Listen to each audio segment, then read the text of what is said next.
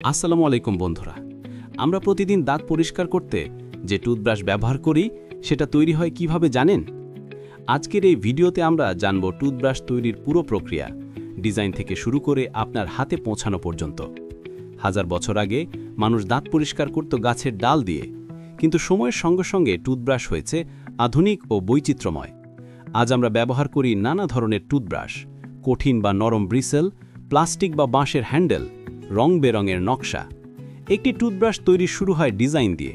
গ্রাহকের প্রয়োজন ও আরামের কথা ভেবে পরিকল্পনা করা হয় কোন উপাদান ব্যবহার হবে, আকার কেমন হবে, ধরতে আরামদায়ক হবে কিনা, খরচ কতটা সাশ্রয়ী হবে। ডিজাইন শেষ হলে তৈরি হয় প্রোটোটাইপ বা নমুনা। এই নমুনা বিভিন্ন অবস্থায় ব্যবহার করে দেখা হয়। যদি কোনো সমস্যা ধরা পড়ে তখন ডিজাইনে পরিবর্তন আনা হয়। এভাবে ক্রমাগত পরিমার্জনের পর অনুমোদন পায় চূড়ান্ত ডিজাইন। ডিজাইন অনুমোদনের পর শুরু হয় উৎপাদন প্রক্রিয়া। টুথব্রাশের মূল উপাদান হল হ্যান্ডেল, ব্রিসেল আর অতিরিক্ত ফিচার যেমন রাবার গ্রিপ বা টাং ক্লিনার। অধিকাংশ হ্যান্ডেল তৈরি হয় প্লাস্টিক থেকে। সাধারণত পলিথিন বা পলিপ্রোপিলিন নামের পলিমার ব্যবহার করা হয়। ছোট ছোট প্লাস্টিক দানা মেশিনে ঢুকিয়ে গলানো হয় এবং স্টিলের মোল্ডে ঢেলে দেওয়া হয়। এই মোল্ডে একসঙ্গে 10টি হ্যান্ডেল তৈরি হয় মাত্র 35 সেকেন্ডে। এভাবে দিনে প্রায় 27,000 হ্যান্ডেল তৈরি করা যায়। কিন্তু পরিবেশ বান্ধব বিকল্পও আছে। বাঁশের হ্যান্ডেল। বাঁশ দ্রুত বৃদ্ধি পায়, তাই এটি প্রকৃতির ক্ষতি না করেই সংগ্রহ করা যায়। বাঁশ কাটার পর পাতাগুলো সরিয়ে সেদ্ধ বা ভিজিয়ে প্রক্রিয়াজাত করা হয় যাতে পোকামাকড় বা ফাঙ্গাস না জন্মায়। এরপর শুকিয়ে কেটে আকার দেওয়া হয় এবং শেষে ভিসেলের জন্য ছিদ্র করা হয়। অনেক প্লাস্টিক হ্যান্ডেলে থাকে রাবার গ্রিপ। এর জন্য রাবার দানা গলিয়ে মোল্ডে ঢালা হয়। এতে ছোট ছোট বাম্প থাকে যা ভিজে থাকলেও ব্রাশ ধরা সহজ করে তোলে। তবে বাঁশের হ্যান্ডেলে সাধারণত রাবার যোগ করা হয় না, যাতে এটি জৈবভাবে ক্ষয় হতে পারে। টুথব্রাশের সবচেয়ে গুরুত্বপূর্ণ অংশ হল ব্রিসেল। আজকাল এগুলো তৈরি হয় নাইলন দিয়ে। নাইলন গলিয়ে সূক্ষ্মস্রুত তৈরি করা হয়, পরে কেটে নেওয়া হয় ব্রিসেলের আকারে।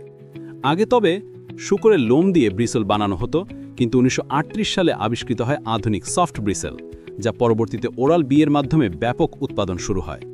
ব্রিসেলগুলো মেশিন দ্বারা একত্রে টাফট আকারে সাজানো হয়। এরপর এগুলো অত্যন্ত দ্রুত গতিতে হ্যান্ডেলের মাথায় বসানো হয়। প্রতি মিনিটে মেশিন 900টি ছিদ্রে ব্রিসেল বসাতে পারে। প্রতিটি টুথব্রাশের থেকে 56টি ছিদ্র, আর প্রতিটি ছিদ্রে গড়ে 22 থেকে 24টি ব্রিসেল, অর্থাৎ একটি টুথব্রাশে থাকে প্রায় 1300 ব্রিসেল। পুরো প্রক্রিয়ায় মানুষের হাত না লাগায় এটি হয় অত্যন্ত স্বাস্থ্যকর। ব্রিসেল লাগানোর পর মেশিন স্বয়ংক্রিয়ভাবে সেগুলো কেটে সমান করে। এরপর ভিন্ন ভিন্ন মডেলের জন্য বিশেষ ব্লেড আকার দেয়, যেমন সোজা, ঢেউ খেলানো বা জিগজ্যাগ। তারপর ডায়মন্ড ডাস্টযুক্ত ডিস্ক দিয়ে ব্রিসেলের মাথা মসৃণ করা হয়, যাতে ব্রাশ করা আরামদায়ক হয় এবং মাড়ি ক্ষতিগ্রস্ত না হয়। প্রতিটি টুথব্রাশকে পাস করতে হয় কঠোর মান পরীক্ষার ধাপ। আকার, ওজন, ব্রিসেলের দৃঢ়তা সবকিছু পরীক্ষা করা হয়। আমেরিকা যুক্তরাষ্ট্র ADA প্রতি বছর বিভিন্ন ব্রাশ পরীক্ষা করে। যেগুলো মানসম্মত হয় তারা পায় ADA সিল অফ অ্যাকসেপ্টেন্স। সব পরীক্ষায় উত্তীর্ণ হওয়ার পর টুথব্রাশ যায় প্যাকেজিং সেকশনে। সাধারণত ব্লিস্টার প্যাক বা কার্টুন বক্সে প্যাক করা হয়। এতে ব্র্যান্ডিং, ব্যবহার বিধি আর অনুমোদনের সিল দেওয়া থাকে। বন্ধুরা, দেখলেন তো একটা সাধারণ টুথব্রাশ তৈরি হতে কত ধাপ পেরোতে হয়। ডিজাইন, কাঁচামাল, কারিগরি, আধুনিক মেশিন, গুণগত মান পরীক্ষা সব মিলিয়ে একটি টুথব্রাশ দাঁড়ায় আপনার প্রতিদিনের বিশ্বস্ত সঙ্গী হিসেবে।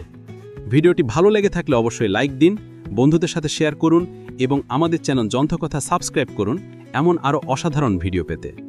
দেখা হবে পরবর্তী ভিডিওতে। সেই পর্যন্ত ভালো থাকুন, সুস্থ থাকুন। আল্লাহ হাফেজ।